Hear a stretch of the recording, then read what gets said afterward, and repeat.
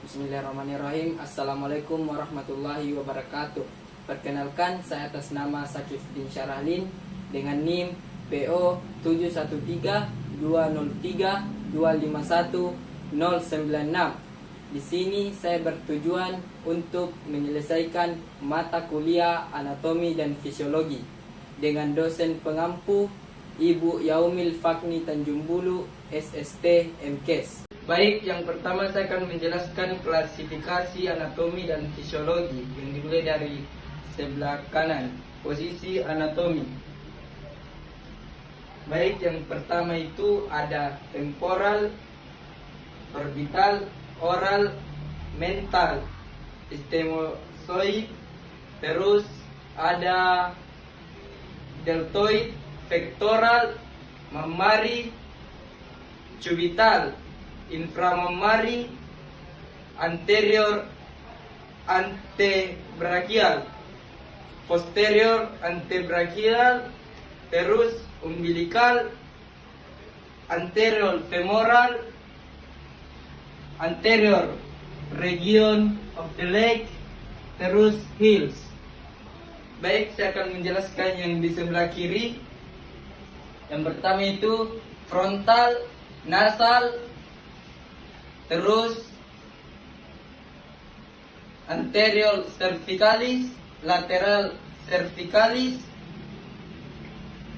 infraarticular fosfat, substan labian, terus ada yang disebut presternal,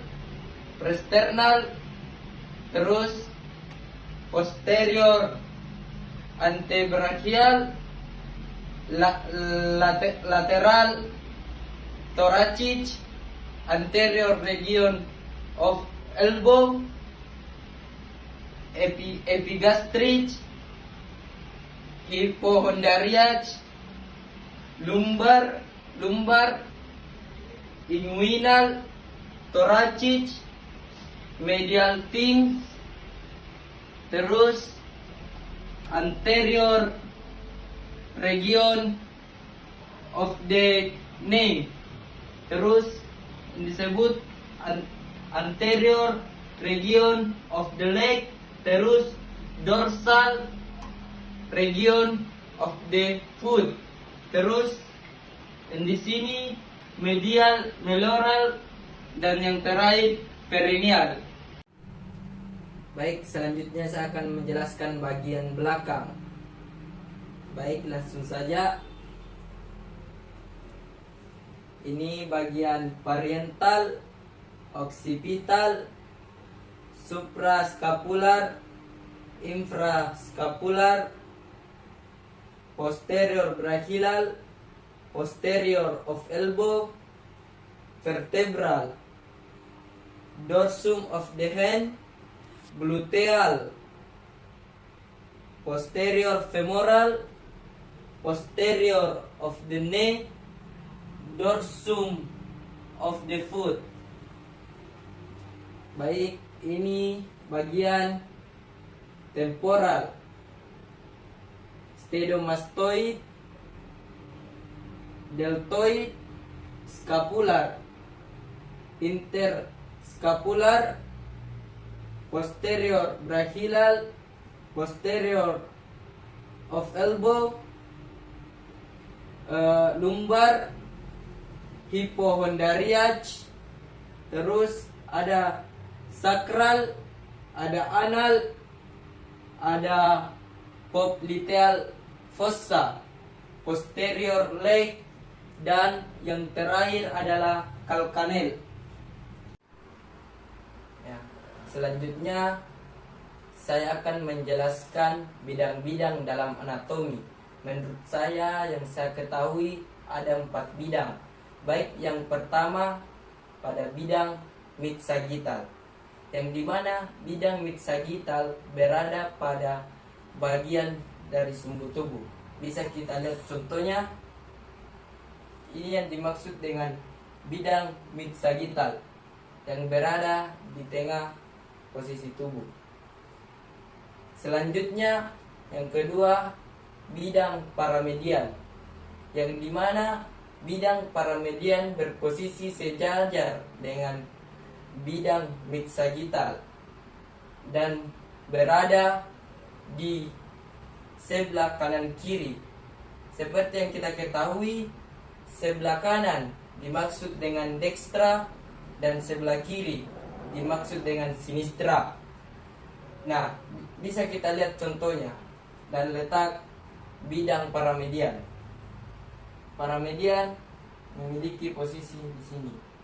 Nah, kedua bidang yang saya sebutkan tadi mungkin kita akan bertemu dengan kata-kata median dan lateral, yang dimana mungkin muncul pertanyaan, apa yang dimaksud dengan median, apa yang dimaksud dengan lateral.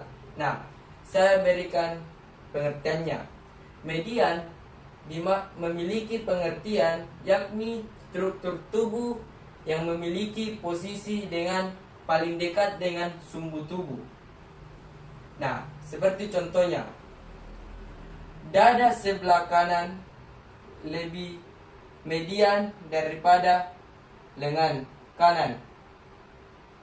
Nah, saya sudah mengucapkan tadi bahwa median merupakan struktur tubuh yang dekat dengan mid-sagittal.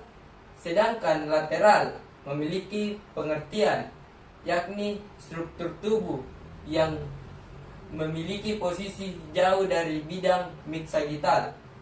Bisa saya berikan contohnya. Lengan kanan teman saya lebih lateral daripada dada kanan teman saya.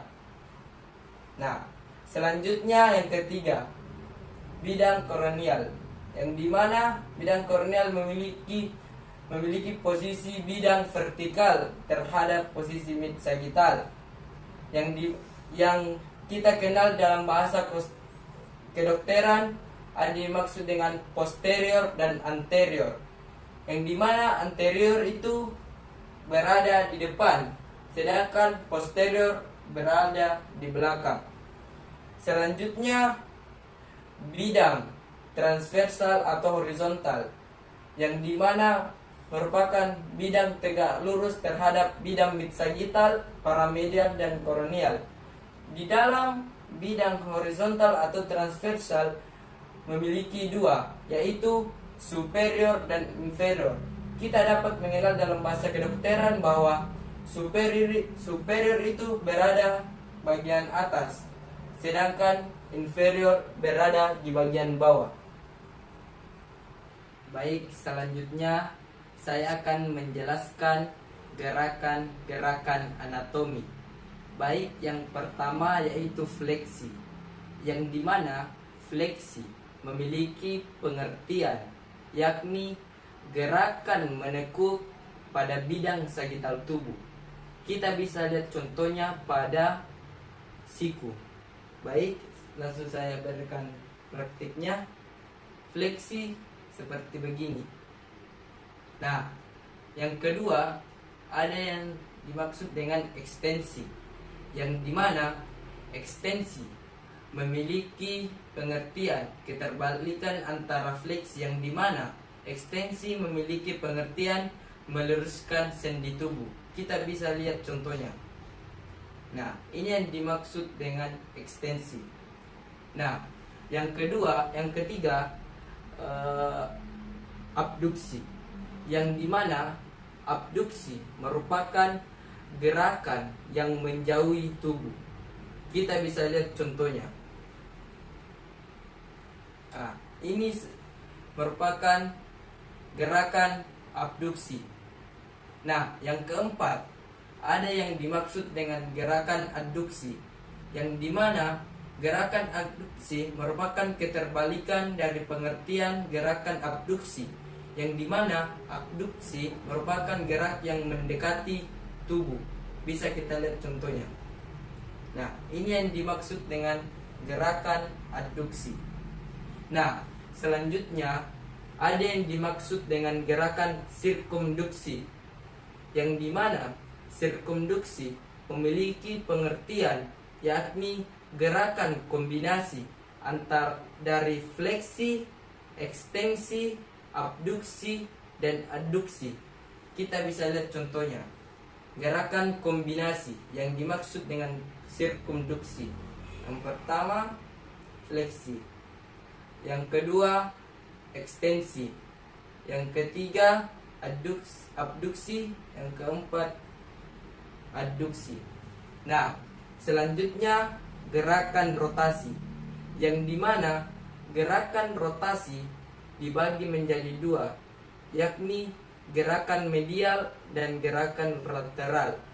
Yang dimana gerakan medial yakni gerakan yang mendekati sumbu tubuh, sedangkan gerakan lateral merupakan gerakan yang menjauhi sumbu tubuh. Nah, selanjutnya ada yang dimaksud dengan gerak pronasi, yang dimana gerakan pronasi dibentuk dengan sedemikian rupa yang menghadap ke posterior. Bisa kita lihat contohnya, gerakan pronasi. Nah, ini yang dimaksud dengan gerakan pronasi. Yang kedua, gerakan supinasi, yang dimana gerakan ini dibentuk sedemikian rupa menghadap ke anterior. Bisa kita lihat contohnya, gerakan supinasi gini. Nah, selanjutnya ada gerakan inversi, di mana gerakan inversi itu menghadap ke daerah medial. Bisa kita lihat contohnya untuk kedua tangan yang menghadap ke dalam.